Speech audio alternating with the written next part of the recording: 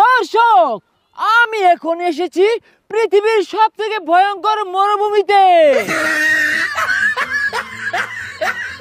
এইখানকার মাটি ফাইটটা কেল্লা গেছে গা।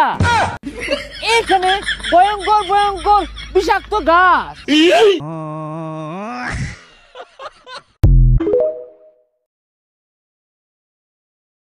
আল্লাহু আল্লাহু।